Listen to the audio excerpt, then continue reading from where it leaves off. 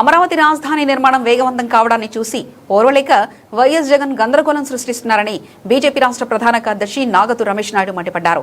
తిరుపతిలో మాట్లాడిన ఆయన అమరావతి అభివృద్ధిని చూసి జగన్ జీర్ణించుకోలేకపోతున్నారని, ఆయన మాటలు చూసి ప్రజలు నవ్వుకుంటున్నారని ఎద్దేవా చేశారు. అమరావతికి కేంద్ర ప్రభుత్వం పూర్తి సహకారం అందిస్తుందని, రాష్ట్రానికి ఇది శాశ్వత రాజధానిగా అజరామంగా నిలిచిపోతుందని స్పష్టం చేశారు. మానసిక రోగంతో బాధపడుతున్న జగన్ ప్రజలను తప్పుదోవ పట్టించేలా మాట్లాడుతున్నారని, వైసీపీ నేతల మాటలు ఎవరూ నమ్మవద్దని కోరారు. అమరావతి జోలికొస్తే ప్రజలు వైసీపీని పాతాళానికి తొక్కేస్తారని ఆయన హెచ్చరించారు. ప్రధాన కార్యదర్శులు, ముఖ్య నాయకులందరూ కూడా నమస్కారం. మనందరికీ నిన్నటి రోజు చాలా ఆంధ్రప్రదేశ్ చరిత్రలోనే కాకుండా భారతదేశంలో కూడా అందరూ కూడా ఆమోదయోగ్యమైనటువంటి అమరావతికి సంబంధించినటువంటి చట్టసభల్లో లభించినటువంటి మద్దతు ఏదైతే ఉందో అది అపూర్వమైనటువంటి ఘట్టం. ఆంధ్రప్రదేశ్ని అక్షరమాలల్లోనే కాదు అభివృద్ధిలో కూడా మేము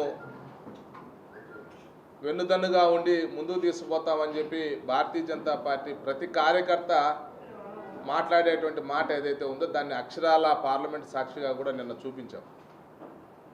నరేంద్ర మోడీ గారి యొక్క సహకారంతో అమరావతికి సంబంధించినటువంటి సహకారం ఏదైతే ఉందో దాని కారణంగా ఈరోజు ఆంధ్రప్రదేశ్ ప్రజలందరూ కూడా ఒక భరోసాతోటి ఉండేటువంటి పరిస్థితి మన అందరికీ నిన్న చట్టసభల్లో రావడం చూసాము. ఒకటి మాత్రం వాస్తవం, రాష్ట్రం విడిపోయినటువంటి సమయంలో సగటు ఆంధ్రుడుగా ప్రతి ఒక్కరం కూడా ఒక భవ్యమైనటువంటి రాజధాని నిర్మాణం చేసుకోవాలి, ఒక మహానగరాన్ని కోల్పోయాం కాబట్టి దాంట్లో ప్రత్యామ్నాయంగా అది అమరావతి కేంద్రంగా ఆంధ్రప్రదేశ్ నడిబొట్టును ఉంది కాబట్టి దాన్ని అందరూ కూడా ఏకపక్షంగా సమర్థించాం. ఆ రోజు వైఎస్ఆర్సీపీ అధినాయకుడు జగన్మోహన్ రెడ్డి గారు సైతం ఆయన కూడా రాజధాని అంటే 30,000 ఎకరాలు ఉండాలి, పరిపుష్టమైనటువంటి నీరు కూడా ఉండాలి అని చెప్పి అది కృష్ణానది ఒడ్డునైతే బాగుంటుందని చెప్పినటువంటి మాట మనందరం కూడా చూసాం.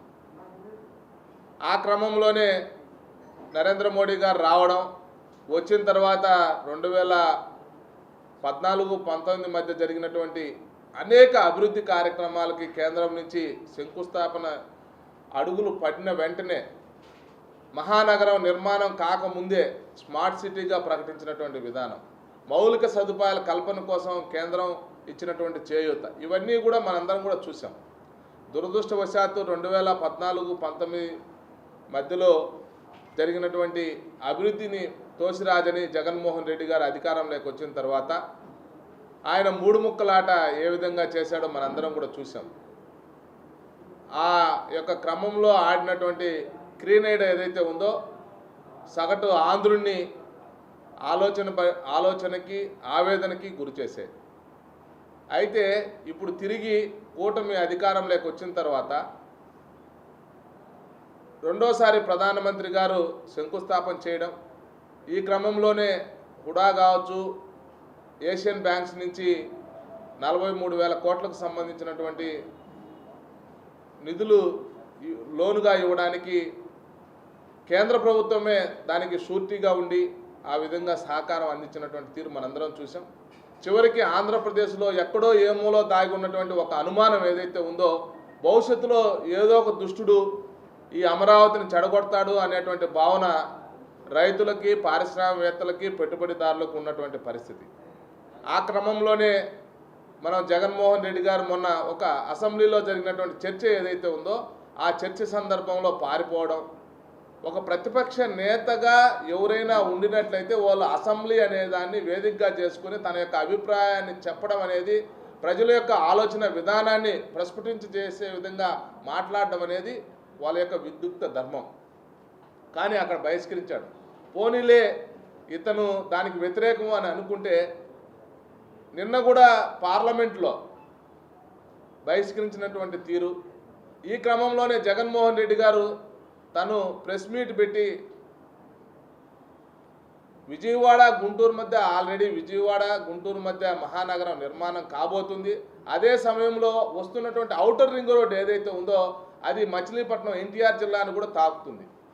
అయినప్పటికీ కూడా ప్రజల్ని గందరగోళపరిచే విధంగా అనేక రకాలైనటువంటి పుకార్లు శికార్లకు తావిచ్చే విధంగా తిరిగి ఆయన కన్ఫ్యూజన్ స్టేటస్లోకి ప్రజలను తీసుకురావడం కోసం అని మావిగాన్ అనేటువంటి ఒకదాన్ని మావిగన్ అని కొత్త పదాన్ని ఒకటి క్రియేట్ చేశాడు.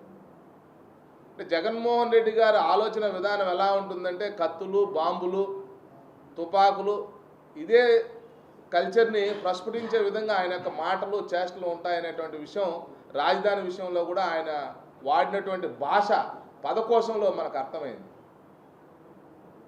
ప్రతిసారి ఒక అమరావతి అంటే అవహేళన, అమరావతి అంటే ఆలోచన లేనటువంటి నాయకుడిగా ఈరోజు ప్రజలందరూ కూడా నవ్వుకుంటున్నారు.